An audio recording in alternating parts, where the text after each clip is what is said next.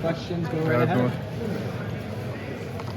Kel, how you feeling? You know, obviously y'all operating more towards a mindset focused on Louisville.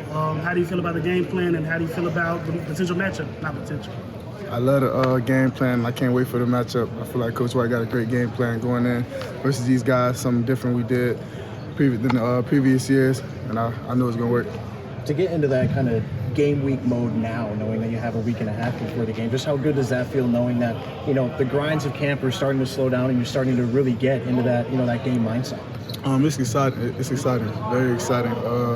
Just preparing for a game is way different than anything like off-season workouts, summer workouts, and even fall camp. Fall camp is like all those things I just mentioned. Is more like focusing on getting better as a team and getting better on your personal goals. And now it's like we just bringing it all together and we going to war with each other. It's a great feeling. Is there anything you do personally to transition from that camp mindset to the game week mindset? Yes, one of those biggest things is watching film. I watch film a lot, not too much. I don't want to see like too many things. But I watch a good amount of film, and I get together with my teammates and watch film as a unit. What's kind of the biggest thing that this team is focused on as you really enter the last week of fall camp? Just cleaning up all the small things, the very, very small things, the details, being on point, not missing a beat on both sides of the ball, and coming together as an offense and defense. During fall camp, there was a lot of going at each other, offense, defense, getting each other better. And now it's bringing the team together, knowing that we got to have each other backs on the sidelines and just creating that mentality to go forward. Mikel, when you're not on the field and when you're back at your house/apartment, you know, how are you mentally taking reps when you're not here on training camp to get ready for it? Basically, like I just said, watching film and watching film with other players so I can see, like, for example, Garrett Williams, my roommate, so we always watch film together. When we do watch film, I'll ask him, hey, what's your read on this? Or so I can see what he's doing and see what he thinks about it. So when the game comes, we know how each other are fitting it, and everybody's in sync. Obviously, this isn't the first time you guys are facing him and playing him. What have you guys done to game plan for him to make sure that you have better success than the previous years? He's a very fast guy. Definitely want to keep him in the pocket. That's one of the biggest things, not letting him just roam freely.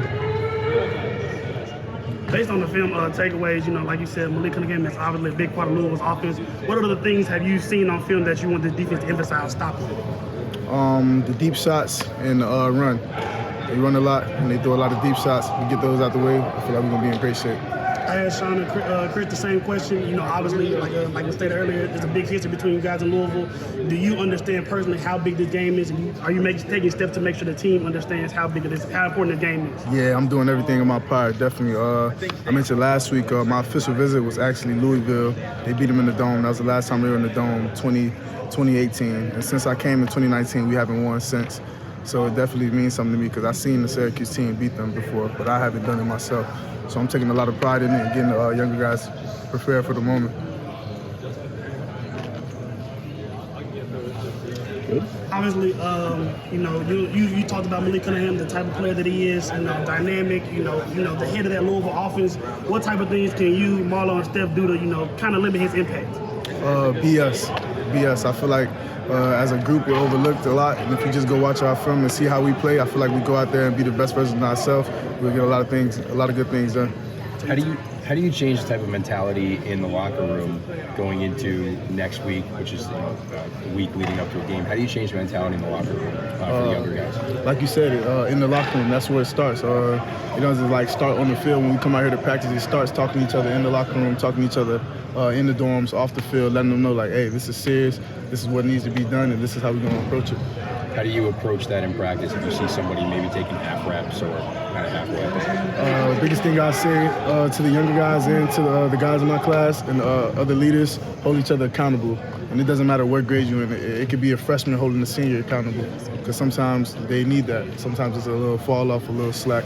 So I feel like that's one of the biggest things. If you see somebody horsing around, playing, not focused, tap them like, hey, lock in. And if it's a problem, just come holler at me or come holler at the coach. How do you guys mimic Malik Cunningham in practice, like his speed and his ability to get out of the pocket? How do you guys mimic that in practice? We got a lot of great running quarterbacks, backup quarterbacks, so those guys are giving us the best gifts they can. Like Dan and those guys. Mm-hmm. What do you think has been the hardest part of fall camp? The hardest part of fall camp, It's not that hard for me now that I'm a senior and I got a lot of experience, but just keep taking care of your body because we go 3 hours a day, 6 days a week. And if you don't know how to take care of your body, the wear and tear will catch up with you right before the season. And that's what you don't want. You don't want to start the season off slow or not feeling the best.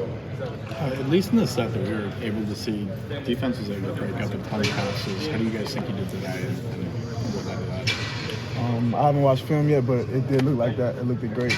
The back end, they fly around. When it's run or pass, they fly around and do their job very well. I'm excited to see them rock out next week. Is there anybody in the secondary, at least Jahad and like Raghan, they've been switching out a little bit. Is there anybody that you've seen stand out so far? For sure. Along with Justin Barrett, Cinco, he's a big standout. Jay Sims, he was doing great right before he got injured. He should be back week 1.